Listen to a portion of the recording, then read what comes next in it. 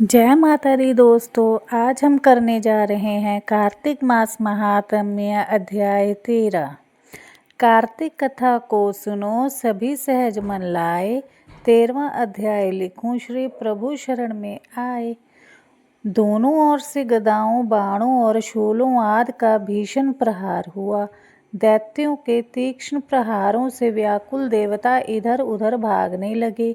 तभी देवताओं को इस प्रकार भयभीत हुआ देख गरुड़ पर चढ़े भगवान युद्ध में आगे बढ़े और उन्होंने अपना सारंग नामक धनुष उठाकर बड़े जोर का टंकार किया। त्रिलोकी शाबित हो गई। पल मात्र में भगवान ने हजारों दैत्यों के सिरों को काट गिराया। फिर तो विष्णु और जलंधर का महासंग्राम हुआ। बाणों से आकाश भर गया। लोग आश्चर्य करने लगे। भगवान विष्णु ने बाणों के वेग से उस दैत्य की ध्वजा, छत्र, धनुष, बाण काट डाले। इससे व्यथित हो उसने अपनी गदा उठाकर गरुड़ के मस्तक पर दे मारी। साथ ही क्रोध से उस दैत्य ने विष्णु जी की छाती में भी एक तीक्ष्ण बाण मारा। इसके उत्तर में विष्णु जी ने उसकी गदा काट दी और अपने सारंग धनुष पर बाण चढ़ाकर उसको बींधना आरंभ किया। इस प्रकार जालंधर इन पर अपने पैने बाण बरसाने लगा। उसने विष्णु जी को कई पैने बाण मारकर वैष्णव धनुष को काट दिया। धनुष कट जाने पर भगवान ने गदा ग्रहण कर ली और शीघ्र ही जलंधर को खींच कर मारी। परंतु उस अग्निवत अमोघ गदा की मार से भी वह दैत्य कुछ भी चलायमान न हुआ। उसने एक अग्निमुख त्रिशूल उठाकर विष्णु पर छोड़ा। विष्णु जी ने शिव के चरणों का स्मरण कर नंदन नामक त्रिशूल से उसके त्रिशूल को छेद दिया। जालंधर ने झपटकर विष्णु जी की छाती पर एक जोर का मुक्का मारा।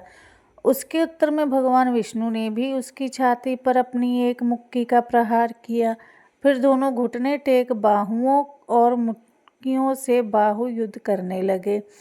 कितनी ही देर तक भगवान उसके साथ युद्ध करते रहे।